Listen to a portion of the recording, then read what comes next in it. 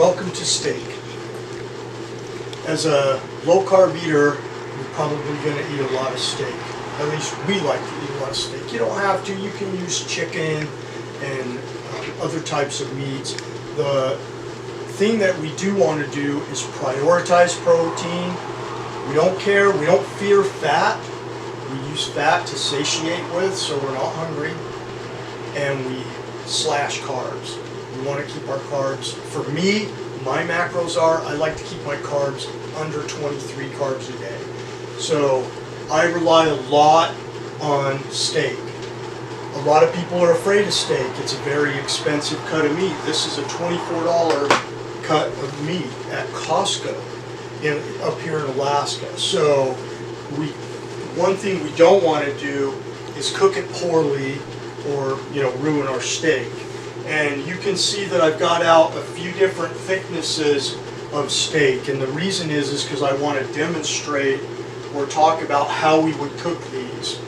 And then I have some shredded steak right here that's wonderful if you have to meal prep and you only have 5 minutes. That steak will cook up in less than 5 minutes.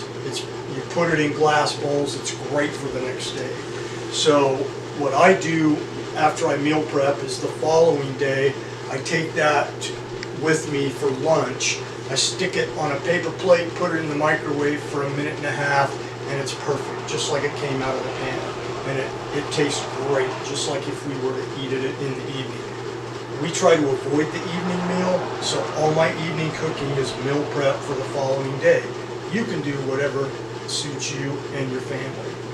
So I've got my trusty food scale here, and I weigh these before I cook them so that I can tell how much by weight of steak that I'm going to be serving myself. And once I know that, then I season my steak. I'm going to get my pan going. Okay, I've got my pan going. I've got my oven coming up to 350. Now on these thick steaks, I have a system. 6 minutes per side, 6 minutes in the oven, 6 minutes resting on the cutting board. Then I cut it up, put it in glass bowls, it goes in the fridge. It's perfect every time. For a thinner steak like this, I might do 4 minutes on each side and then check it with a meat thermometer. It may not even have to go in the oven, but I do prep my oven to 350 just in case it needs a little more cook time. And with this really thin sliced beef, this can go in that pan, get flipped once, it comes right out of the pan. And so very quick and easy. I don't worry so much about cook times with those. So to prep, I prep before I put my meat in the pan. And you'll notice I put a good amount of salt on this meat. When you're eating a low-carb diet, all that salt that you would get from processed or canned foods, you no longer get. And so you need to make sure you salt your food well so that you can stay hydrated. The body won't keep moisture and it won't keep you hydrated unless it has sodium. So we add that to the meat that we're cooking. And I'm going to cook 2 of these steaks up. I'm going to cook for me and Rosie for tomorrow. So I just put some oil in the pan, and I used a pure liquid coconut oil. And this is a refined coconut oil. And I like to cook with coconut oil because what it gives me is it gives me those medium chain fatty acids that I don't get anywhere else. So the meat's giving me these long chain fatty acids. I've got the medium chain fatty acids from the coconut, and I'm going to get my short chain fatty acids from a fermented product that we'll talk about later. This is kind of almost a meal prep video. So right now I'm putting some garlic powder, some onion powder,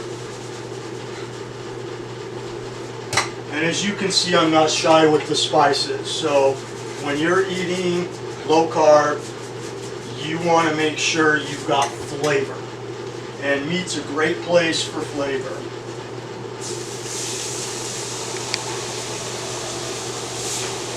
We're going to get those down in a pan.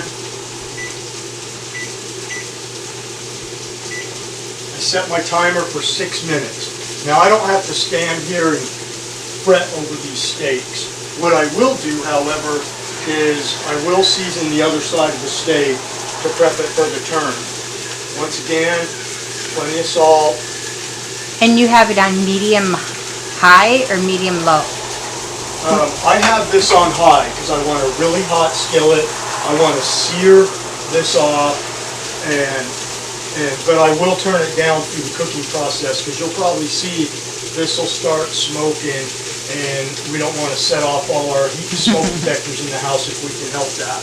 So the salt that I've been using is a Celtic gray sea salt.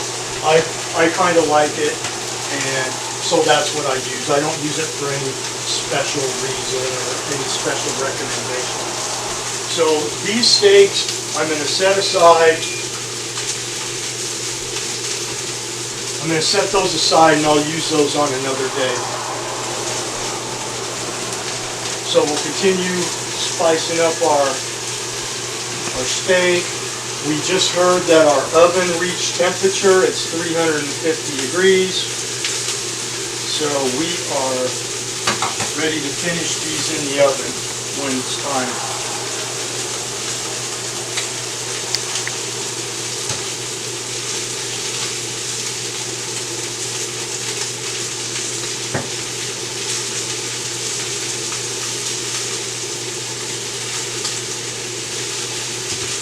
You might ask if this seasoning has carbs in it. It may, but they're nominal. I mean, they're not something that we even need to track. While we're waiting for our steaks to cook, I'll talk to you a little bit about meal prep. This steak that I'm going to eat tomorrow will be, I only eat one meal a day because I'm just not hungry enough to eat more than that. So for me, I skip breakfast, I eat a big lunch, and then I skip dinner. So my family's learned that we can still get together at the table in the evening if we need to or want to, but it doesn't have to be around food. And that's going to be one of your biggest challenges eating low carb and intermittent fasting, is that we have based our life around food. And the types of food we eat are based on when we eat. And we need to break that habit. There is no time to eat. If you don't eat for 2 days because you're not hungry, then you don't eat for 2 days. You don't need to eat when we're told to eat. But you do want to make sure that you're never hungry. That's one thing that the people that I work with on low carb eating, that's the one thing I require of them, is that you will never go hungry. But you have to eat the right types of foods to satiate that hunger. So I find that eating protein, focusing on protein, not fearing fat. I can eat 140 grams, 150 grams of protein a day, and 160 grams of fat a day, and keep my carbs under 20. So as part of my other meal prep, what I eat with these steaks, because steak might get boring after a while if it's just steak, is I'll eat 1 ounce of pickled ginger, like sushi ginger, and this is the type I like. It's a product that's carried in our local Safeway. It's a fantastic product, and I really like ginger, pickled ginger. If you're a sushi fan, you've eaten it before. The other thing I like to eat is 1 ounce, and only 1 ounce, of kimchi. And once again, a Safeway product in our local Safeway. Wonderful, wonderful product. You'll find this in the section with the vegetables in the cold case. So the produce section. And finally, and I'll eat these in the morning. These are an organic pumpkin seed, and we get these from Costco, and they're really wonderful. I'll buy 2 or 3 bags of these a week and stick them in the cabinet, and we eat them as we need them. I'll start my day when I do start eating with those seeds. So it's kind of recommended that you start your meal with fiber. And so that's what I do. eat 1 ounce of seeds. That's my fiber for the, or a quarter cup, I'm sorry, of seeds. That's 1 serving. And that starts my metabolic process for the day, I guess you could say, my eating for the day, is to start with fiber. And then an hour or 2 later, then I'll dig into my lunch, which will be 1,000 calories, maybe even a little bit more, depending on how much meat I take and how much meat I feel I need. But I always let how hungry I am decide how much and what I eat. So just some tips on meal prep, some tips on what to pair with your steak. This stuff is really low carb. For 2 tablespoons, it's less than 1 gram of carbs. So I've reached the end of my 6 minutes. Time to turn my steak.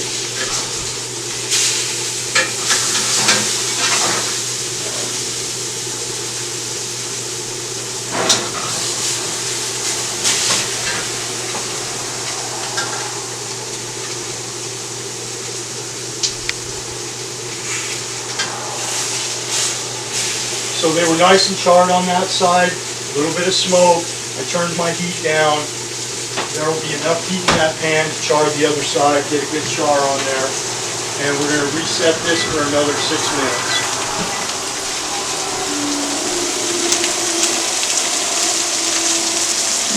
That looks good.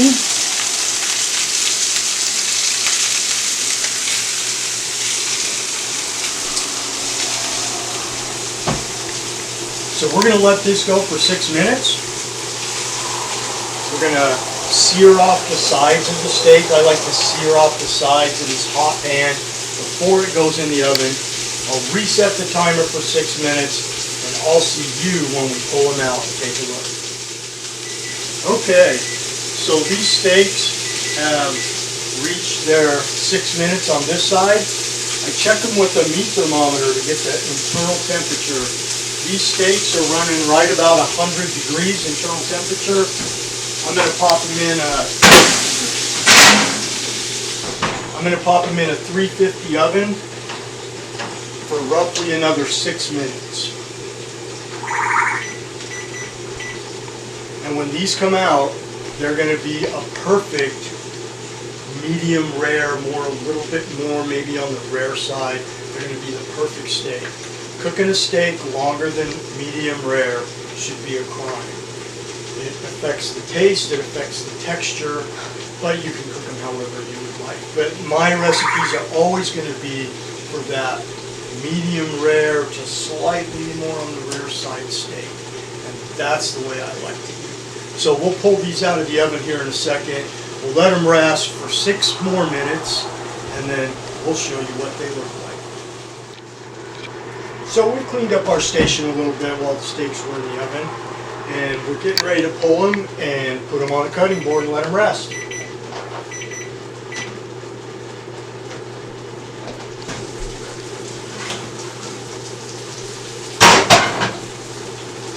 So before we take them out of the pan, I'm going to check the internal temperature and just make sure they're where we want them to be. These steaks are 2 slightly different sizes. Their weights are a little bit different, so I want to make sure that they both get properly cooked. So we just hit 120 on this steak, so it's coming out.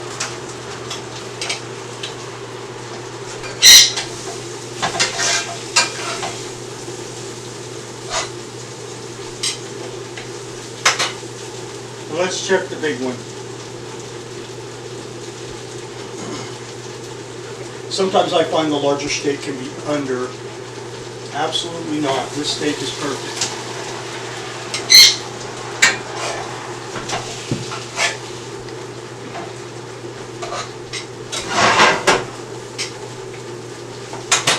So our steaks are out of the oven. They're sitting on the cutting board. We'll be back in 6 minutes. Okay, we let our steaks rest for 6 minutes. Sometimes I'll go a little bit longer. The longer you go, the drier your steak will be when you cut it. Why do we rest our steaks? So we rest our steaks for two reasons. One is it helps even out the cooking process throughout the meat. And two, it helps reabsorb the juices into the meat and allows them to distribute evenly in the steak. So we're going to cut this and show you, this is how I like my steak. So I'll cut it on a little bit of a bias, not much. And I'll cut it in some good slices.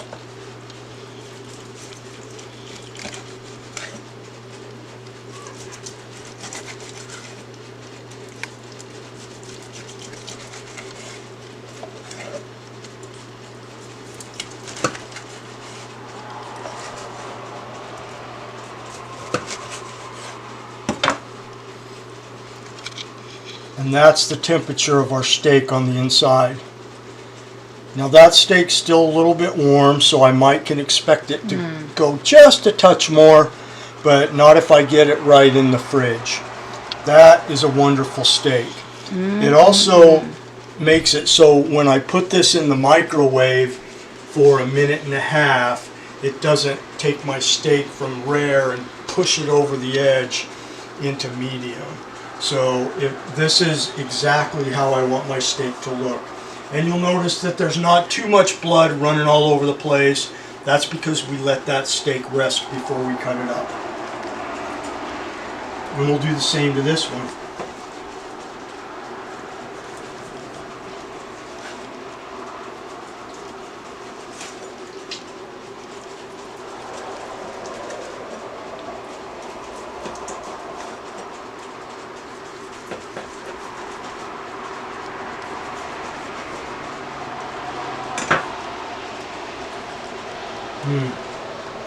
Good. Same temp. Those are going to be great steaks for tomorrow's lunch. So remember, we weighed them so that we knew how to track this food. I like using a tracking app and keeping track of my macros. And also, if your goal is to lose weight and not just control insulin, then I also have to control my calories. So first we want to make sure our bodies are in fat burning mode. Second, we want to make sure calories out is higher than calories in to help us lose weight. So I track as a matter of course, and so weighing first helps me track that. Anyway, that's our steaks, how to cook a good steak, how to not destroy your steak, your expensive steak when you buy it. We'll show you how to cook chicken. We'll show you how to cook pork. We'll show you how to cook lamb. We'll show you all these different meats so that you have a good variety when you're on this low-carb lifestyle. Thanks for joining us.